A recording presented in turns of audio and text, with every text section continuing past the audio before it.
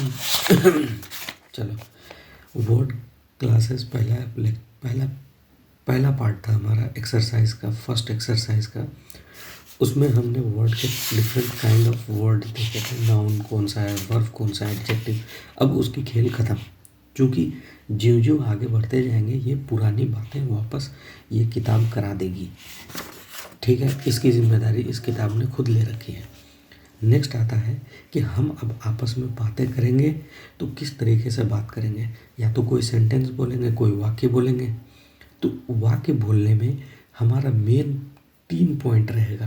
पहला, जैसे काम करने वाला, कौन सा काम है और काम किस पर किया जा रहा है, या जिस काम की बात कर रहे हैं उसका नाम आएगा। ठीक है, तो हमको एक एक सेंटेंस पढ़ेंगे और उसके बाद आगे उसमें से फाइंड आउट करेंगे कि कौन सा सब्जेक्ट है, यानी काम करने वाला है, और कौन सा काम है और किस पर किया जा रहा है। ये 3 बात है मेजर। लेकिन आगे कहता है कि इस तरह के 5 वर्ड होते हैं, तो हम वो सब सारा देखेंगे। ठीक है, पहले ये कार्टून देखते हैं। कार्टून में क्या लिख रखा है कि ये लोग एक पियानो को हटा रहा है। ठीक है, इसमें कितने लोग हैं, 1 2 3 4 5, 5 लोग हैं। पहला शुरू करता हूँ, माई आर्म्स आर एकिंग। देखो, जैसे हेडेक बोलते हैं, हेड मतलब माथा, एक मतलब दर्द, तो हेडेक। ठीक है, ACHING, एकिंग।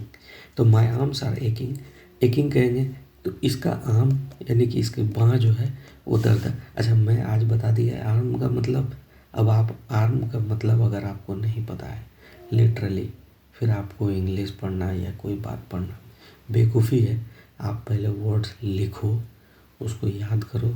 याद भी नहीं कर पाते हो ना, आप सिर्फ एक बार रीड करो।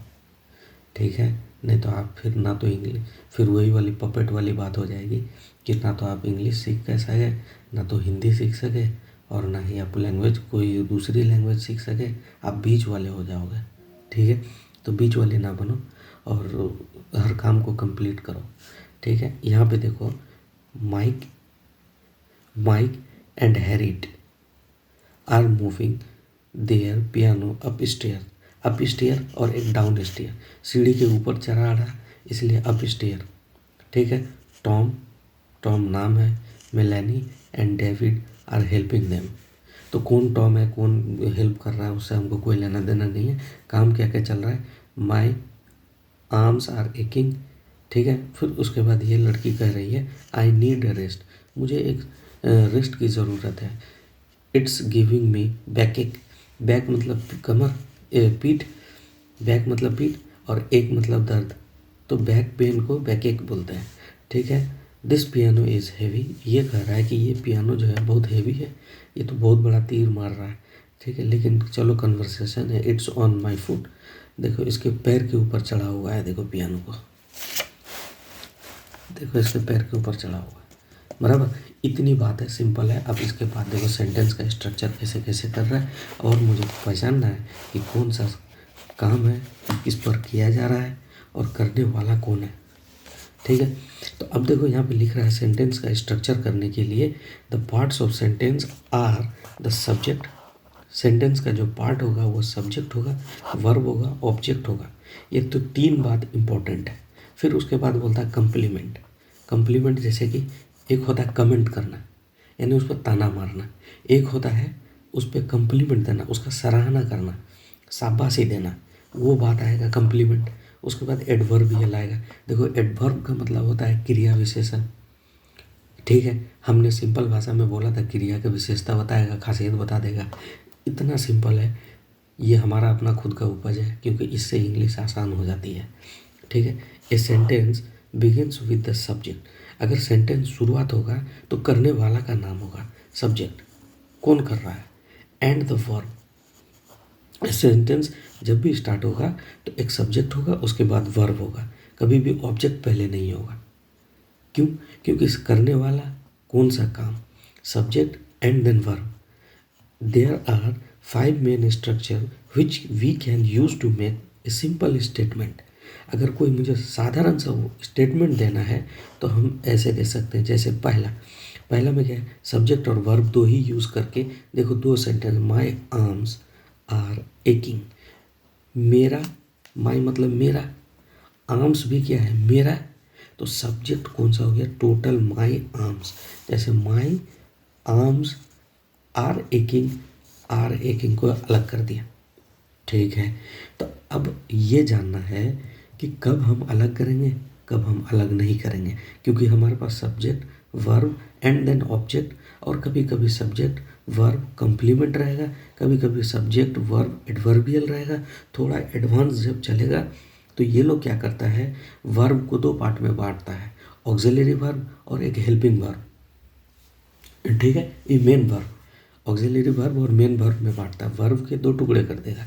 हमको उतनी ज्ञान नहीं फैलना है, हमको यहाँ पर काम ये है कि सब्जेक्ट वर्ब, सब्जेक्ट हमारा कौन सा होगा, माई आर्म्स, और वर्ब हमारा होगा आर एकिंग।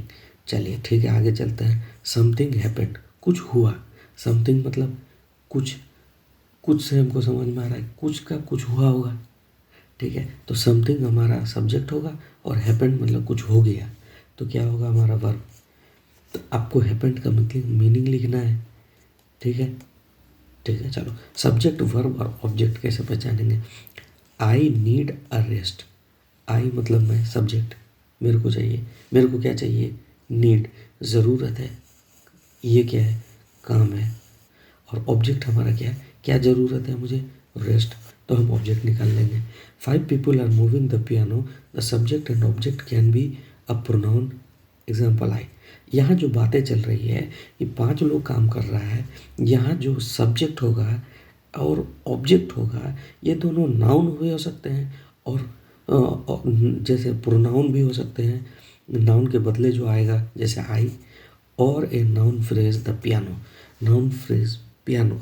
अब मुझे इसमें पीएचडी नहीं करनी, मुझे तो एक्सरसाइज सॉल्व करना है, क्योंकि ये बार बार है, ये बातें रिपीट होती जाएगी और वो आपको क्लियर अपने आप होता जाएगा, कोई टेंशन नहीं लेना है। अब देखो क्या कर रहा है, subject verb complement, subject verb complement, यानी कि इस बार क्या कर रहा है, कॉम्प्लीमेंट दे रहा है, ठीक है। दिस पियानो इज़ हेवी, इस बार कह रहा है कि ये जो पियानो है ना वो हेवी है, हेवी मतलब उसका कॉम्प्लीमेंट है, उसकी विशेषता है, उसकी खूबी ये है कि ये साला हेवी है।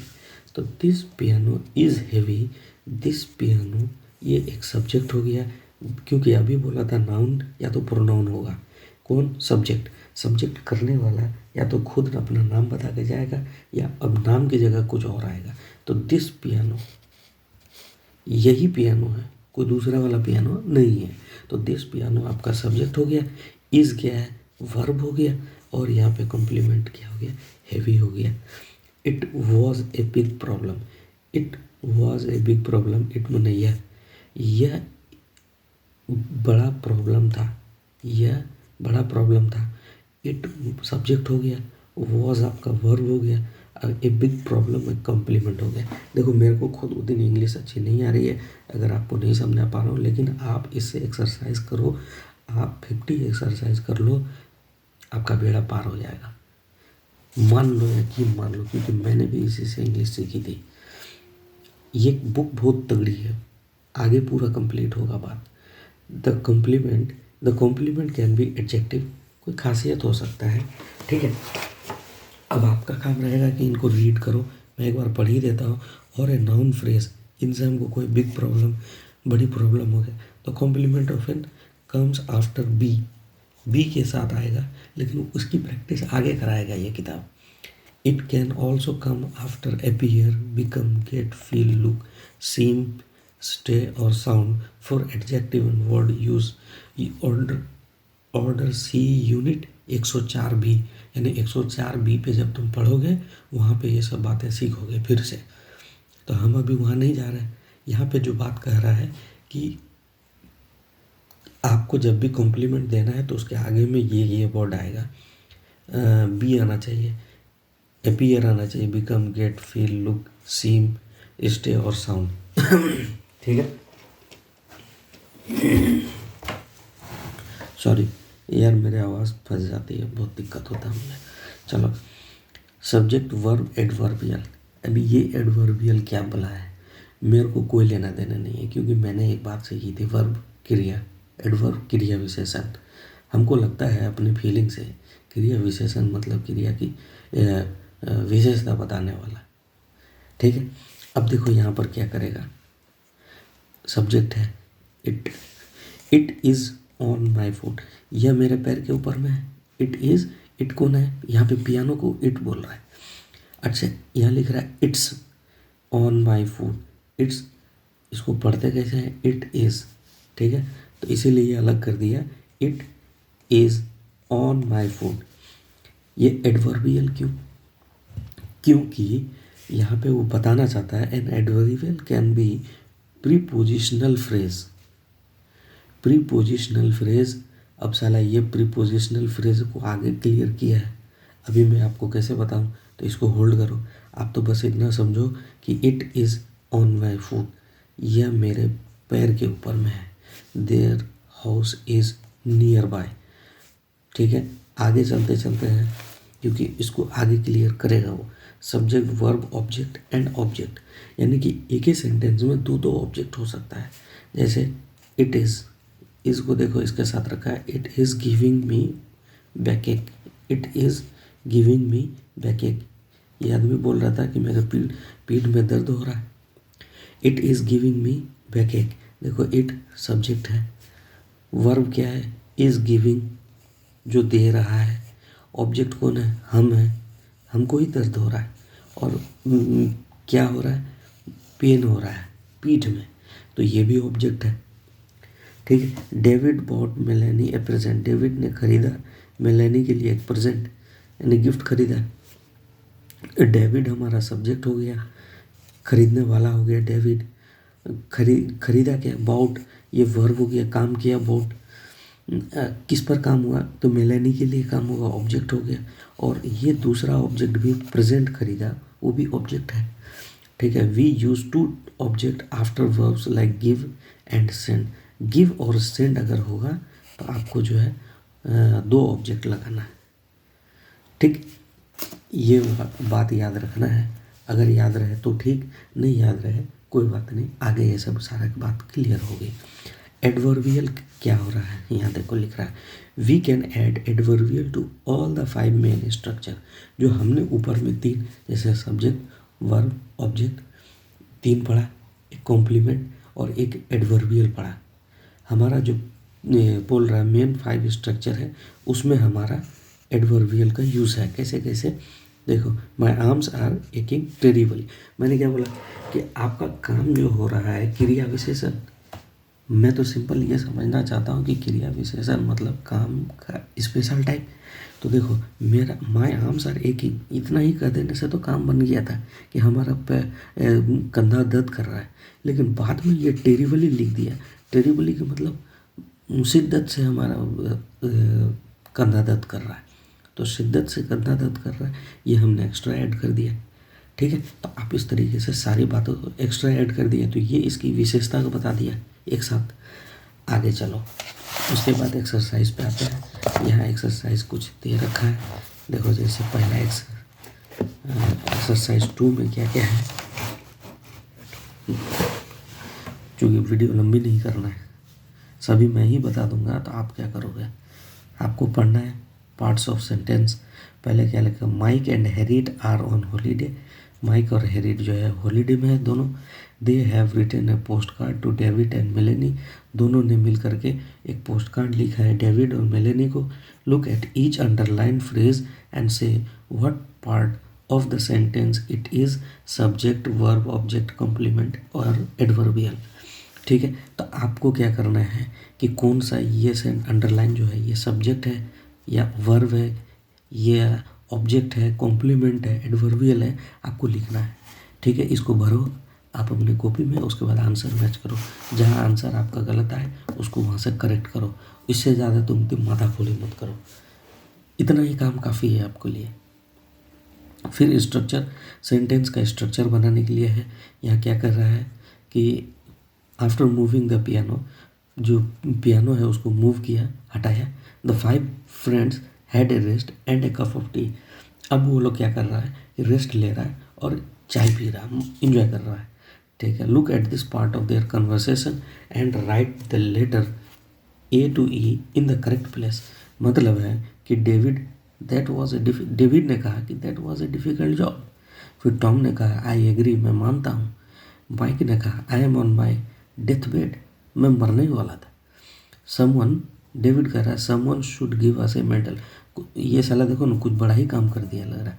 बोल रहा है कि someone should give us A medal, कुछ लोग समवन शुड गिव, हम लोगों को इनाम देना चाहिए।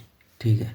हैरिट कह रहा है I have made some more tea, हमने कुछ ज़्यादा और चाय बना रखी है। अब इसमें से देखो क्या कह रहा है, पहला वाला उसने बना दिया कि सब्जेक्ट प्लस वर्ब किस वाले सेंटेंस में है। तो सब्जेक्ट प्लस वर्ब, देखो आई मतलब सब्जेक्ट, एग्री मतलब हमने एग्री किया, काम किया, वर्ब बी वाला यहाँ डाल दिया। बाकी subject plus verb plus object किस में है वो आपको ए में है, बी में है, सी में है, डी में है, ई में है, वो आपको यहाँ लिखना है। उसके बाद आंसर मैच करोगे, आगे बढ़ते हैं। वर्ड का ऑर्डर लिखना है यहाँ पर। इसमें क्या रहा है, put the words in the correct order and write the statement.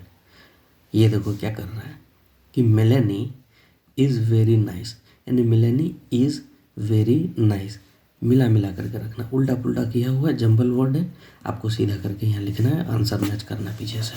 फिर उसके बाद देखो एडवर्बियल का यूज़ करा रहा है, यहाँ आपको भरना है, नहीं आए कमेंट करना है। ठीक है, थैंक यू। लंबी हो जाती है वीडियो, ज़्यादा बड़ा नहीं करना है, ज्ञान पेल पेल का।